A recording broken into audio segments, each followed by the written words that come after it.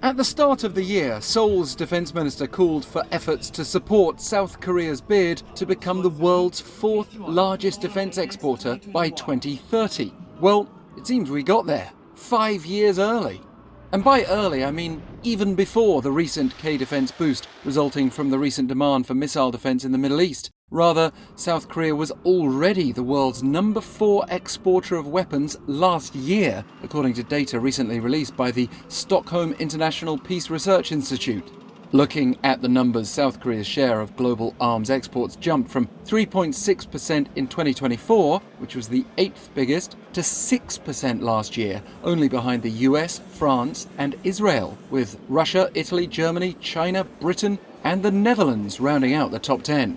So what was behind the rise, considering it came before the outbreak of this year's war in the Middle East? Well, we should say there were already agreements in place to boost the missile defense capabilities of partners in the Middle East, but a major factor was the trend of several European countries seeking to rearm due to Russia's war with Ukraine. For instance, we saw major deals signed with Poland to supply Chunmoo multiple rocket launchers and K2 battle tanks. In fact, the latter was Korea's largest ever defense export deal.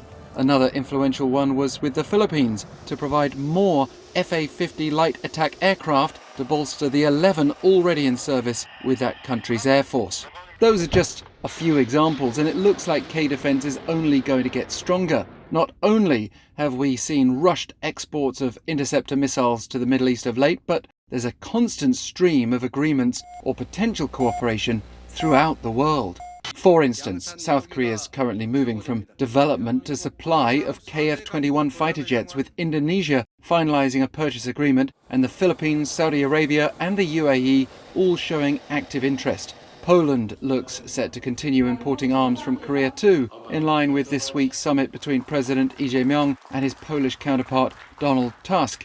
Also this month, this country announced a deal worth around $635 million to export an additional 112 units of K9 self-propelled howitzers to Finland, further affirming the weapon's success in the global market, while at the same time unveiling a wheeled variant of the self-propelled gun that can hit targets further out and is capable of firing more rounds more quickly.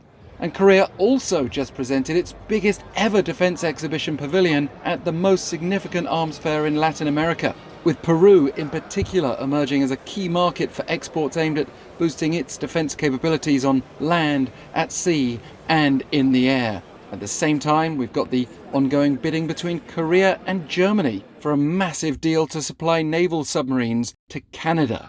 But concerns are growing that all this raises risks, with Korea becoming more involved in global conflicts, even if indirectly. Even aside from the human cost of war, we can see the geopolitical complexity of Seoul recently trying to get Iran to allow shipments of oil to Korea, while at the same time supplying defense exports to countries that are trying to counter Iranian military threats. As K-defense marches on, Seoul will also need to sharpen all of its diplomatic capabilities.